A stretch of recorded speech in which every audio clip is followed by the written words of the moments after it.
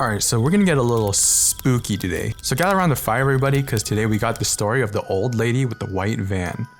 For those that have watched my Karens of Art School video, I mentioned in our final year we had this collaboration class filled with all different types of artists. You know, we got us, the painters that don't really understand animation, and the others. Now amongst the others, there was this old lady, and for the sake of the story, we'll call her Carol. Now at first glance, there wasn't really much to think about Carol. She would usually just show up to class late with her briefcase, and all there really was in her briefcase was her laptop and a bunch of loose papers. My first interaction with her was when we were trying to form groups for our first project where we were trying to find creative ways to show off everyone's art.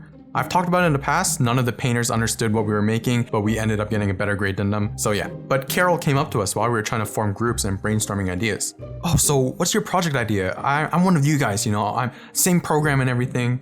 Oh, you mean like the animation program? Yeah, same class, same program and everything. So what are you guys working on? I want to join your group. So this is where I feel like some red flag should have went off. I sort of already knew everybody in my program, and those people were the only animators in this collaboration class. We even had our own shared workspace, right? So I literally see everyone in the same class as me all the time. But I kind of shrugged it off as nothing and tried to explain to her our group's idea for creating like an animated pixel art mural. The whole project seemed a bit too advanced for her because she showed a lot of confusion while I was trying to explain it to her, and she eventually lost interest and joined some other group that was working on a magazine. Now I had a friend who we're gonna call Beth that was in that magazine group, so I got fed all the inside tea. So the magazine's group idea was pretty simple. They just had a little bio, they talked about their style of art, they talked about themselves and whatnot, and then a couple pages showing their art. But halfway through working on that magazine, Carol demanded that none of her art be printed in the magazine and refused to participate. She said she had like the copyright to all her art and she didn't want anyone stealing her art or getting ideas from her art. And if the group shows any of her art, they would have to deal with her 2 lawyers. Which sounded like pretty crazy and left everyone really confused because how are you supposed to do a project where you show your art without showing your art? So the group ended up having to talk to the prof about it, and then some stuff happened behind the scenes, I'm assuming probably with lawyers, and then the group ended up proceeding with their magazine idea but without Carol. So Marissa and I are nosy, so obviously we're very curious what Carol's art looked like, because with how crazy she is, she has 2 lawyers, her art had to like make you orgasm from just looking at it, right? It's probably like the holy grail of all art. Marissa and I we're detectives. We solved the case of the Christmas decoration Karen, so we went into this massive deep dive trying to find Carol's art. She was a boomer, so she didn't really have any social media. But through all our digging, all we could really find was that her name was on a poster for an art show that happened at the school 2 years ago. But that's it. It almost seemed like her art didn't exist anywhere in the universe. And for the rest of the collab course, we never really saw Carol go up to present anything for any of the projects. She just showed up to class and just sat there. But all this was kind of just a precursor to a year-long haunting from Carol. You see, after that first project, our pixel art mural in that class, Carol would not stop approaching our friend group, telling us how she's like an animator, she's one of us, she's in the same program and same class as us. I also wanted to note that she said things like, I'm one of you guys, I'm in the same program as you, a lot. Throughout the entire year, every time she tried to talk to our group, she would say variations of those keywords. Here's the thing, when Marissa and I did that deep dive on her, we could only find that she was only in that collab class with us, no other classes. No proof that she ever did animation in any form, and we also asked people from other programs and no one knew anything of her. You'd think if she was in the same program as us, she would be in other animation classes and not just like a collaborative class. Every group project, she tried to pull us aside and try to give us the same spiel that she's one of us. I tell her what our project idea would be, it becomes too technological for her, and then she always ends up losing interest. To be fair, after everything with the 2 lawyers and refusing to show her art, who even wants to be in a group with her anyways? So one day, you know, Chris being a tryhard and all, he decided to stay behind class and ask the prof some questions, and us being good friends, we waited outside for him to finish. While we were waiting, Carol decided to come up to us. Oh hey, I've been meaning to talk to you. I was hoping we can catch up, you know, touch base sometime. Oh, yeah, sure. And then I turned back to talk to my friends, but Carol kind of just like stood there staring at us. Oh, you mean like right now?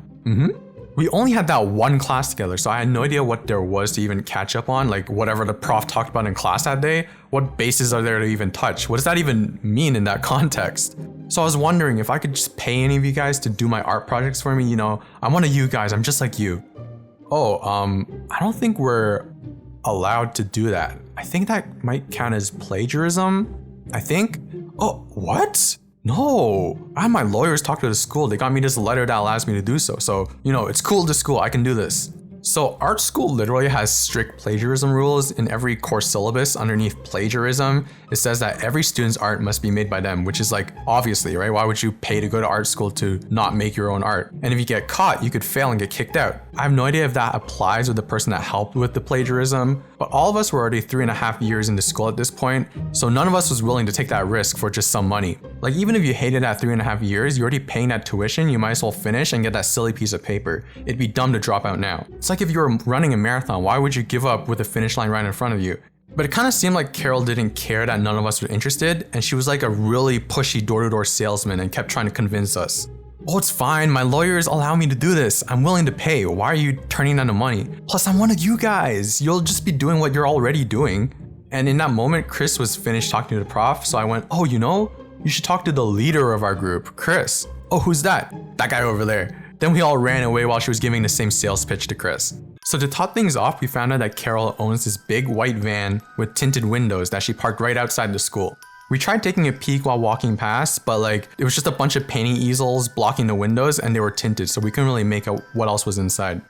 But the weirdest and like strangest thing that happened was one day while we were headed to the building where our workspace was, Carol was sitting in the lobby just eating a bag of chips. So let me explain to you why this is kind of weird. Here's the layout for our campus. We got the main building, we got that second building across from the main building, then all the way down the street, you cross the street, cross another street, down to the left a bit, over there is where some like elective lectures are, and then over here is where our workspace building is. It looked like every other business building. There's no indicators that like let people know that this building belonged to the school.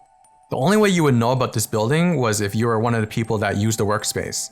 The only other way you would know about this building is if you followed someone to the workspace. But there's no way you could really prove that happened. Anyways, we walk in, she sees us, she says hello, we say hello back, and then we wait for the elevator. That entire chunk of time we wait for the elevator, nothing happens. We climb into the elevator, nothing happens. But the moment the doors start to close, Carol sticks her arm through to stop the door, and then she climbs into the elevator. Now we're all trapped with her, and she proceeds to start trying to give us the same sales pitch, trying to pay us to do her art projects for her. That entire elevator ride felt like it was hours long because she wouldn't let up. We make it to our floor, and then she gets off with us, and she goes, oh, so this is your workspace, it's nice. You know, I'm one of you guys, so like, it's really nice to see, you know, I'm probably gonna be here one day. Yep, but you know, you gotta be in our class and scan your student ID to get in, so, yep. Yeah, well, see you later. The last of that collaborative class was the last we ever saw of her. I have no idea what happened to her. I like to believe that she's like this supernatural art school entity that wanders the school, jumping from class to class, forever offering to pay people to do her work for her. And if you agree and accept her money, she pulls you into her van and you disappear from existence. Maybe for anyone deciding to go to art school, this turns out to be some urban legend teaching people about greed. Beware the old lady with the white van.